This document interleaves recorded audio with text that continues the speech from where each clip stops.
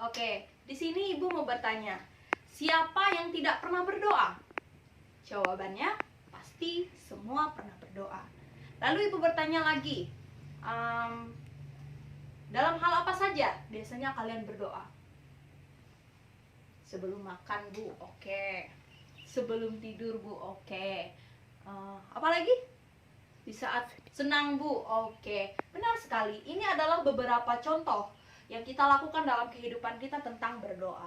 Tetapi yang mau kita pelajari hari ini adalah tentang ketika kita berdoa meminta sesuatu kepada Tuhan. Siapa di sini pernah berdoa meminta sesuatu sama Tuhan? Pasti jawabannya semua pernah ya, termasuk ibu. Oke. Ada dua kemungkinan yang terjadi ketika kita berdoa meminta sesuatu kepada Tuhan. Yang pertama adalah doa kita dijawab oleh Tuhan. Lalu yang kedua, doa kita tidak dijawab oleh Tuhan. Jadi ada dua kemungkinan ini. Kemungkinan pertama dijawab oleh Tuhan, kemungkinan kedua tidak dijawab oleh Tuhan. Tetapi bagaimana cara kita mengekspresikan diri kita ketika doa dijawab oleh Tuhan maupun tidak dijawab oleh Tuhan? Oke.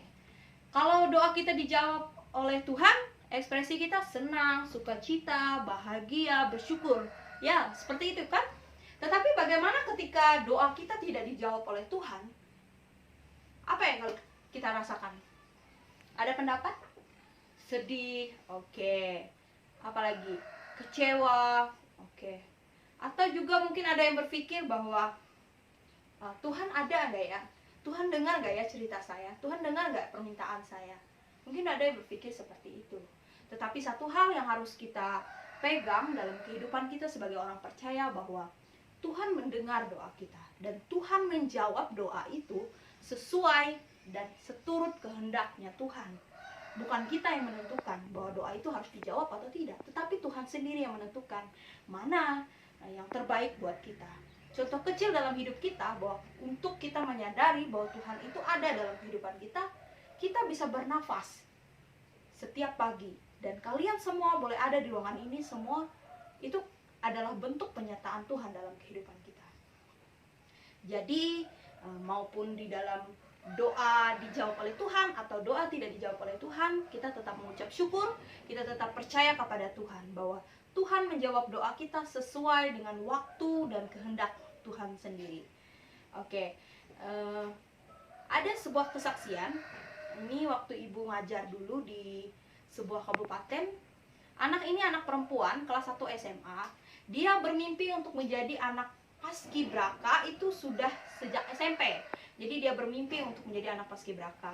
Akhirnya dia ikut tes di sekolahnya, tes 1, 2, dan yang terakhir adalah tes final. Dia ikut tes 2 bulan lebih, dia dijemur, dia ikut latihan dan ikut latihan dalam proses pemilihan paskibraka. Dia lakukan dengan baik, tetapi ternyata dia tidak lulus. Di tes terakhir dia tidak lulus. Dia pulang nangis cerita kepada mamahnya. Akhirnya mamahnya menguatkan dia seperti ini. Nah, kamu masih bisa mencoba tahun depan. Akhirnya tahun depan dia ikut lagi, dia mencoba lagi, dan ternyata dia tidak lulus. Dia nangis, dia pulang, "Mah, aku sudah berdoa, Mah. Aku tidak pernah absen, Mah. Aku selalu hadir. Tapi kenapa aku tidak dapat, Mah? Tuhan nggak dengar doa aku, Mah," gitu. Tapi apa yang orang tuanya menguatkan dia? Kata orang tuanya seperti ini. Nah, mungkin kamu tidak berprestasi dalam bidang paski dan Tuhan tidak mengizinkan kamu dalam ikut paski, tapi kamu bisa ikut dalam kegiatan lainnya. Kamu tetap berprestasi, kamu tetap bisa aktif dalam bidang lain. Nah, anak ini ternyata dia aktif dalam olimpiade, dia ikut lomba, dia anggota OSIS, dan dia sangat berprestasi di bidang lain.